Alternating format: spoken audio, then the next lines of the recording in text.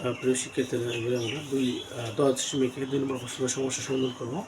তাহলে 2 নম্বর প্রশ্নটা দেখে লেখা আছে যে 2 এর ক যে 1 + 4x⁶ এবং খ লেখা আছে 1 - 3x⁷ এর প্রথম 4 পদ পর্যন্ত বিস্তৃতি করো, তাই না? আমরা লিখব যে ক নম্বরটা দেওয়া আছে 1 + 4x⁶ তার মধ্যে দ্বিপদী বিস্তৃতির সাহায্যে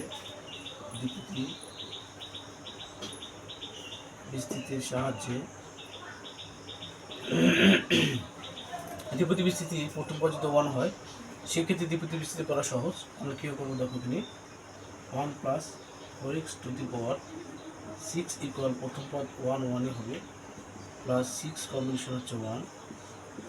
তারপরে আমরা লিখবো যে প্রথম পদের মানটা কমে, প্রথম পদ যেহেতু 1 তাই এটা লেখার দরকার নেই, শুধু দ্বিতীয় পদটি লিখবো। দ্বিতীয় পদে 4x, এই যে 1টি লিখলাম এটা দ্বিতীয় পদে অ্যাপ্লাই করবো, প্লাস 6 কম্বিনেশন 2 4x, তারপর হচ্ছে স্কোয়ার, প্লাস 6 কম্বিনেশন 3 4x, তারপর কি কিউব, প্লাস ডট ডট। এই শিক্ষার্থীরা তোমরা দেখো, এখানে আমার বলছে 4 পদ। যদি যে পদ যত ঘাত তার থেকে কত কম, এক কি হয়, কম হয়। দেখো অলরেডি 4 পদ হয়ে গেছে, এক প্রথম পদ, দ্বিতীয় পদ, তৃতীয় পদ, চতুর্থ পদ। জাস্ট আমরা ক্যালকুলেটর সাহায্যে মানটা বের করবো। আমরা অবশ্যই ক্যালকুলেট ইউজ করবো। এখানে 1 দেবো 1, 6 কম্বিনেশন 1 মানে 6, 4x এর উপর পাওয়ার 1 মানে আমরা জানি যে 4x লেখা যায়, প্লাস 6 কম্বিনেশন 2। এটা যদি আমরা খাতের সাহায্যে করি তাই হলে বুঝি 6 × 5 1 × 2, তাহলে 3 × 6, 3 × 5 কত 15, তাহলে 15 লেখা যায়। আর এখানে 4 4 কত 16 x²। তো শিক্ষার্থীরা তোমরা দেখো এই হলো প্লাস 6 কম্বিনেশন 3, তাহলে 6 কম্বিনেশন 3 বলে তোমরা দেখো 6 × 5 × 4 আর 1 × 2 × 3, মানে নিচে যত পদ যাবে উপর তত পদ কমবে। তাহলে এই যে দেখো 3 × 6 কাটা, তাহলে 4 × 5 কত হয় 20, তাহলে 20 64 x³ plus dot dot dot.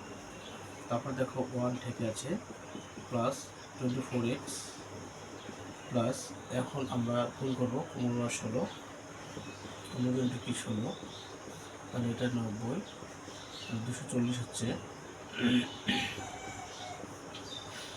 240 x² plus, তারপর দেখো তোমরা প্লাস এখানে 0 দেবো, 4 2 হচ্ছে 8, 6 2 12, 1280 x³ প্লাস ডট ডট। আমি আশা করি তোমরা অঙ্কটা বুঝতে পেরেছো। তাই একটা সহজ নিয়ম যে আমরা দ্বিপদী বিস্তৃতির ক্ষেত্রে প্রথম পদ যদি 1 হয়, শুধুমাত্র দ্বিতীয় পদ নিয়ে আমরা কাজ করব। আর আমরা জানি যে দ্বিতীয় পদ শূন্য দিয়ে শুরু হয়, শূন্য পাওয়ার দিয়ে শুরু হয়, যদি প্রথম যেহেতু 1 লিখবো, আর তারপর লিখবো যে 6 কম্বিনেশন 1, তারপর 6 কম্বিনেশন 2, 6 কম্বিনেশন 3। এই আসলে তুমি বুঝতে পেরেছো। এবারে খ নম্বর অঙ্কটা দেখো।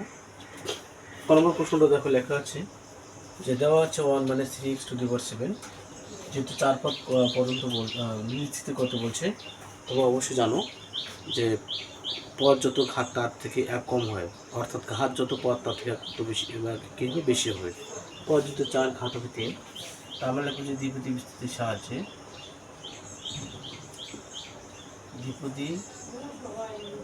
বিস্তৃতির সাহায্যে শিক্ষার্থীরা তোমরা দেখো 1 - 3x⁷ ইকুয়াল প্রথম পদ যেহেতু 1 1 লিখবো, প্লাস 7 কম্বিনেশন 1। তারপর আমরা লিখবো যে প্রথম পদ 1, যেহেতু আমরা জানি যে প্রথম পদ সর্বোচ্চ পাওয়ার দিয়ে শুরু হয়, প্রথম পদের পাওয়ারটা ধীরে ধীরে কমে, আর দ্বিতীয় পদের পাওয়ারটা বাড়ে, আর দ্বিতীয় পদ কিন্তু 0 দিয়ে শুরু হয়। তাহলে 0-এর পরে এখানে যেহেতু আমি 1 লিখছি, তাহলে এই 1টা কিন্তু দ্বিতীয় পদের উপরে অ্যাপ্লাই হবে। দ্বিতীয় পদ কোনটা বলো তো শিক্ষার্থীরা? -3x। তাহলে মাইনাস থাকবে, আর মাইনাসটা ব্র্যাকেটের মধ্যে রাখবো, -3x⁴ প্লাস 7 কম্বিনেশন 2 -3x, তারপর কি স্কোয়ার, প্লাস আমরা লিখবো 7 কম্বিনেশন 3 -3x, তারপর কি কিউব, প্লাস ডট, আর লেখা দরকার নেই।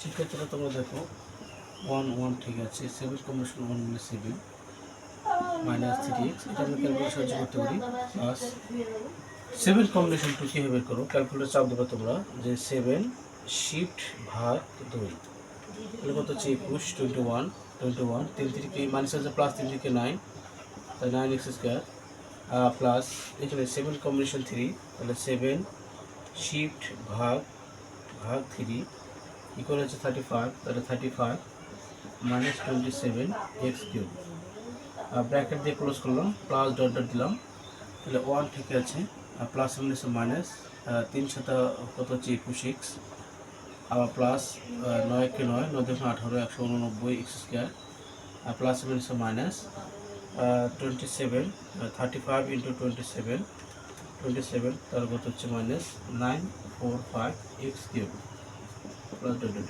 এটাই অ্যান্সার। আমি আশা করি তোমরা বুঝতে পেরেছো।